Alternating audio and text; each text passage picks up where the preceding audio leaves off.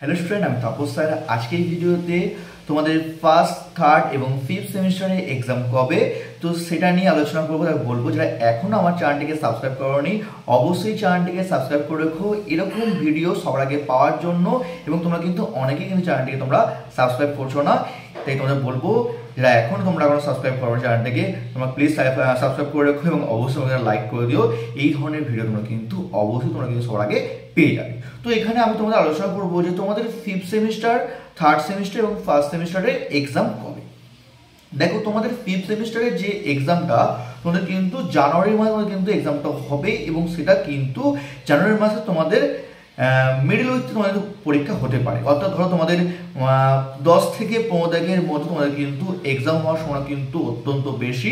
এবং তোমরা হয় তোমার ফর্ম ফিল আপ করবে, তোমাদের যে তোমরা যখন ফর্ম ফিল আপে তোমাদের কিন্তু 10 দিন পরে তোমাদের কিন্তু পরীক্ষা হতে পারে। ঠিক আছে, কি বললাম? তো তোমাদের বলবো সম্ভাবনা বেশি তোমাদের কিন্তু 10 থেকে 15 তারিখের মধ্যে তোমাদের কিন্তু এক্সাম হওয়ার সময় কিন্তু সব থেকে বেশি তোমাদের ফিফথ সেমিস্টারে। যদি খুব বেশি হয় ওটা কিন্তু পিছিয়ে গিয়ে হয়তো 27 তারিখ এরকম হতে পারে বা 22 তারিখ হতে পারে, কিন্তু এটা সম্ভাবনা অত্যন্ত কম। ঠিক আছে, বেশি কিন্তু তোমরা কিন্তু 10 থেকে 15 তারিখের মধ্যে তোমরা কিন্তু হওয়ার সম্ভাবনা অত্যন্ত প্রবল।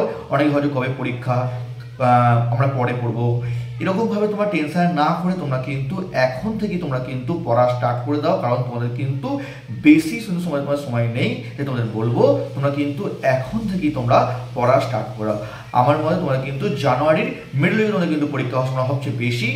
আর যদি মোটামুটি 22 বা 27 তারিখ হয় তা তোমাদের তো খুবই ভালো কথা। তো তোমাদের বলবো তোমরা 15 তারিখ ধরে বা 10 তারিখ ধরে তোমরা কিন্তু এগোও। ঠিক আছে, কি বললাম? কারণ তোমাদের কিন্তু রিস্ক হয়ে যাবে তোমরা যদি এখন থেকে না পড়া স্টার্ট করো। ঠিক আছে, এবার আসলে তোমাদের থার্ড সেমিস্টারে কবে এক্সাম হবে। ঠিক আছে, ফিফথ সেমিস্টারের পরেই কিন্তু এক সপ্তাহ বা 8-9 দিন পর থেকে কিন্তু থার্ড সেমিস্টারের পরীক্ষা হবে তোমাদের।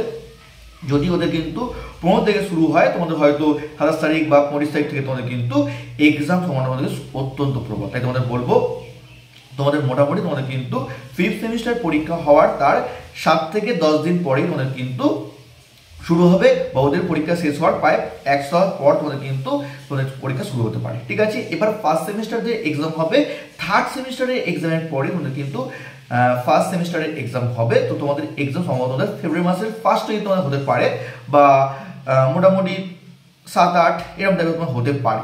তোমাদের বলবো পুরোপুরি তোমাদের কিন্তু ফার্স্ট সেমিস্টারের এক্সাম হবে ফিফথ সেমিস্টার এবং থার্ড সেমিস্টারের পর তোমাদের কিন্তু এক্সাম হওয়ার সময় কিন্তু অত্যন্ত বেশি, কারণ তোমাদের কিন্তু এভাবেই তোমাদের কিন্তু সিইউতে তোমাদের এক্সাম হয়ে থাকে। আগে ফিফথ সেমিস্টার, তারপর তোমাদের থার্ড সেমিস্টার, তারপর হয় তোমাদের ফার্স্ট সেমিস্টার। দেখা যাক তোমাদের কি হয়ে থাকে, তবে এরকম ভাবে যদি হয়ে থাকে এই তোমাদের ক্ষেত্রেও তাই হয়ে থাকবে। তাই বলবো তোমাদের ফিফথ সেমিস্টার তোমরা কিন্তু আগে তোমাদের পরীক্ষা হবে, তাই তোমাদের বলবো এখন থেকেই তোমরা কিন্তু প্রিপেয়ার হয়ে যাও, কারণ তোমাদের কিন্তু সময় অত্যন্ত কম।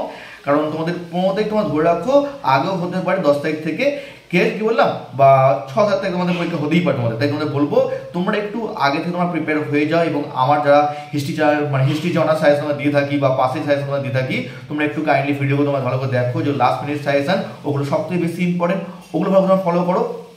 ঠিক আছে, এবং যদি আমাদের পরীক্ষা পিছিয়ে দেয় তাহলে খুব ভালো কথা, তোমার সময় পেয়ে যাবে। কিন্তু আমাদের বলবো অবশ্যই তোমরা কিন্তু জানুয়ারি মাসে তোমরা কিন্তু 15 তারিখ ভেবেই তোমরা কিন্তু এগাও। ঠিক আছে, 10 থেকে 15 তারিখের মধ্যে তোমাদের কিন্তু পরীক্ষা সম্ভাবনা অত্যন্ত প্রবল এবং 22 বা লাস্ট যদি হয় তাহলে খুব ভালো কথা। কিন্তু আমাদের বলবো তোমরা কিন্তু একটু আগে থেকে পড়া স্টার্ট করে দাও, তাহলে তোমাদের কিন্তু রেজাল্টটা আরো ভালো হবে। ঠিক আছে, তো ভিডিওটি ভালো লাগলে অবশ্যই লাইক করো, আর যারা এখনো চ্যানেলটিকে সাবস্ক্রাইব করোনি অবশ্যই চ্যানেলটিকে সাবস্ক্রাইব করে রাখো, কারণ তোমাদের সাবস্ক্রাইব আর লাইক আমাকে কিন্তু আরো এই ধরনের ভিডিও বানাতে কিন্তু অনেকটাই আমাকে সাহায্য করবে বা আমাদের কিন্তু অনেকটাই উৎসাহ দেবে। ঠিক আছে, বললাম তাই তোমরা পারলে একটু চ্যানেলটিকে সাবস্ক্রাইব করে দিও। ঠিক আছে, তো আজকের মতো এইটুকুই।